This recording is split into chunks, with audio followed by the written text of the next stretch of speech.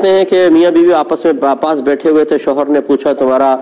कोई मतलब शादी से पहले कोई किसी के साथ कोई ताल्लुक तो नहीं था, और बीवी का पहले ही कोई ताल्लुक था, हदें क्रॉस नहीं की थी, यानी जिस्मानी ताल्लुक शायद नहीं होगा लेकिन और बहुत सारी चीज़ें थी। तो अब अगर वो सच कहती तो वो कहती हैं कि सच मेरे लिए खुदकुशी सा बन जाता, तो कसम खाकर उन्होंने झूठ बोल दिया और इस तरह कहा कि कभी भी कोई हद मैंने क्रॉस नहीं की है, ताकि मतलब बात भी बन जाए और मेरा घर भी ख़राब ना हो। क्या हुक्म शरा होगा? और दूसरा उन्होंने क्वेश्चन इसके साथ ही किया कि अगर इस तरह कोई ख़ता हो गई तो कसम खानी पड़े तो हम कसम खा सकते हैं या नहीं, या सच बोलना पड़ेगा, क्या हुक्म शरा होगा? देखिए, पहली बात तो ये कि किसी की साबिक़ा ज़िंदगी के बारे में दरियाफ्त करना इस तरह के वाकई उससे कोई गुनाह हो या नहीं, ये वैसे ही नाजायज़ और हराम है। अच्छी तरह याद रखें, चाहे शौहर हो चाहे बीवी हो, किसी के भी माजी के बारे में आप क्वेश्चन नहीं कर सकते, कुरेद नहीं सकते हैं, जुस्तुजू नहीं कर सकते हैं। अल्लाह ताला ने वला तजस्ससू सूरह हुजरात में वाज़ेह तौर पर फरमाया कि एक दूसरे के ऐब तलाश ना करो। शौहर होने का मतलब ये नहीं है कि वो अपनी बीवी के साबिक़ा ज़िंदगी के तमाम गुनाहों के बारे में पूछने का हक़ रखता है और इस तरह बीवी अगर ये समझे कि मुझे ये हक़ हासिल है कि मैं शौहर की साबिक़ा ज़िंदगी को खंगाल सकती हूँ, टटोल सकती हूँ और शौहर पे वाजिब है कि मुझे सब सच सच बताए, ये उसकी सोच और उसकी नीयत ही गुनाह है। इसलिए कि गुनाह का इजहार भी गुनाह है और किसी को अपने गुनाह को बिला ज़रूरत जाहिर करने के ऊपर मजबूर करना ये अलग गुनाह है। तो लिहाजा बिल्कुल शौहर ने नाजायज़ काम किया और फिर कसम पर मजबूर करना ये तो और ज़्यादा गलत था। बहरहाल अब ये है कि अगर इस तरह की कुछ सिचुएशन आ जाए कि पहले कोई कारनामे किए थे और अब कोई हल्फिया बयान ले रहा है तो क्या किया जाए?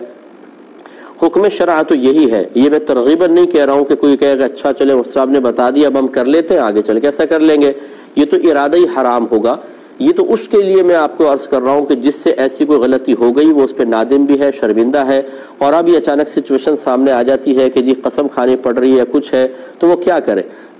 उसके लिए हुक्म शरअ ये होगा कि अगर उसको यकीन है कि सच बोलने की वजह से फितना होगा, फसाद होगा, लड़ाई झगड़ा होगा, कत्ल व गारत तक भी बात पहुंच सकती है, जैसे कि बाज़ ख़ानदान ऐसे होते हैं कि ज़रा भी ऐसी कोई बात पता चले तो गैरत के नाम पे कत्ल की तक की नौबत आ सकती है, तो उसमें सराहतन झूठ की इजाज़त तो नहीं होगी, क्योंकि अल्लाह का नाम जिक्र करके कुरान पाक पे हाथ रखकर सरीह वाज़े 100% झूठ बोलना क़तअन गैर मुनासिब है। हाँ, कोई ना कोई हीला कर सकते हैं, ज़ुमानी सी बात कह सकते हैं, गोल मोल बात कह सकते हैं कि सराहतन झूठ भी ना हो और इस तरह के फितना फसाद का मामला टल भी जाए। जैसे कि इस बच्ची ने कोशिश की कि जी कभी मैंने हद क्रॉस नहीं की, तो वो शौहर भी शायद कोई बहुत ही भोला भाला होगा, वरना कराची का होता तो वो तो फौरन 3 क्वेश्चन और कर लेता कि ये नहीं, हीले ना करो, पहले यहाँ से स्टार्ट करो। तो वो कोई भोला भाला शौहर था, अल्लाह ताला उसको मजीद उसके भोलपन में इजाफा फरमाए, लेकिन बीवी को मजीद ऐसी चालाकियाँ करने से भी बचने की तौफीक अता फरमाए। तो ये मतलब इस तरह के कोई जुमले